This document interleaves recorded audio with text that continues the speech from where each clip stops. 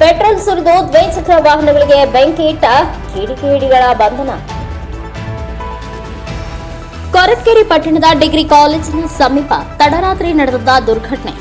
ಮನೆಯ ಮುಂದೆ ನಿಂತಿದ್ದ ದ್ವಿಚಕ್ರ ವಾಹನಗಳಿಗೆ ತಡರಾತ್ರಿ 10 ಗಂಟೆಯ ಸಮಯದಲ್ಲಿ ವಾಹನಗಳ ಮೇಲೆ ಪೆಟ್ರೋಲ್ ಸುರಿದು ಬೆಂಕಿ ಹಚ್ಚಿ ಪರಾರಿಯಾಗಿದ್ದ ಆರೋಪಿಯನ್ನ ಕೊರಟಗೆರೆ ಪಿಎಸ್ಐ ಚೇತನಗೌಡ ನೇತೃತ್ವದ ತಂಡ ಘಟನೆ ನಡೆದ ಕೇವಲ 8 ಗಂಟೆಯೊಳಗೆ ಬಂಧಿಸಿರುವ ಘಟನೆ ನಡೆದಿದೆ. ಕೊರಟಗೆರೆ ಪಟ್ಟಣದ ಹೊರವಲಯದ ಹನುಮಂತಪುರದ ಡಿಗ್ರಿ ಕಾಲೇಜಿನ ಪಕ್ಕದಲ್ಲಿನ ಸಂತೋಷ್ ಅವರಿಗೆ ಸೇರಿದ ಸ್ಟೇಷನರಿ ಸ್ಟೋರ್ನ ಮುಂಭಾಗ ನಿಂತಿದ್ದ 2 ದ್ವಿಚಕ್ರ ವಾಹನಗಳು ಬೆಂಕಿಗೆ ಆಹುತಿಯಾಗಿದ್ದವು.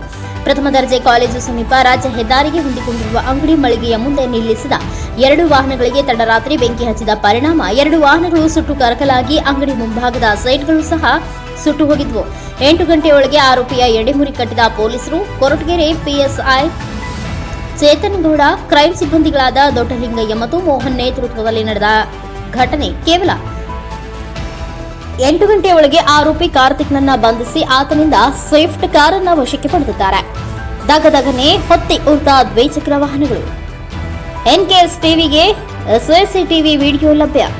ಘಟನೆ ಸಂಬಂಧಿಸಿದ ಸಿಸಿಟಿವಿ ಎನ್ಕೆಎಸ್ ಟಿವಿ 4ಗೆ ಲಭ್ಯವಾಗಿದೆ. ಮನೆಯ ಮುಂದೆ ನಿಂತಿದ್ದ ದ್ವಿಚಕ್ರ ವಾಹನಗಳಿಗೆ ಕಾರಿನಲ್ಲಿ ಬಂದು ಪೆಟ್ರೋಲ್ ಸುರಿದು ಬೆಂಕಿ ಹಚ್ಚಿ ಹೋಗಿರುವ ವಿಡಿಯೋ ಇದು. ಪೊಲೀಸರು ಆರೋಪಿಯನ್ನ ಬಂಧಿಸಿದ್ದಾರೆ. ಸ್ಥಳಕ್ಕೆ ಅಗ್ನಿಶಾಮಕ ವಾಹನ ಆಗಮಿಸಿ ಅಂಗಡಿ ಮತ್ತು ಮಹಡಿ ಮೇಲಿನ ಮನೆಗೆ ಆವರಿಸಿದ್ದ ಬೆಂಕಿಯನ್ನ ನಂದಿಸಿದ್ದಾರೆ. ಕೊರಟಗೆರೆ ಪಿಎಸ್ಐ ಚೇತನಗೌಡ ನೇತೃತ್ವದ ತಂಡ ಭೇಟಿ ನೀಡಿ ಪರಿಶೀಲನೆ ನಡೆಸಿದ್ದಾರೆ.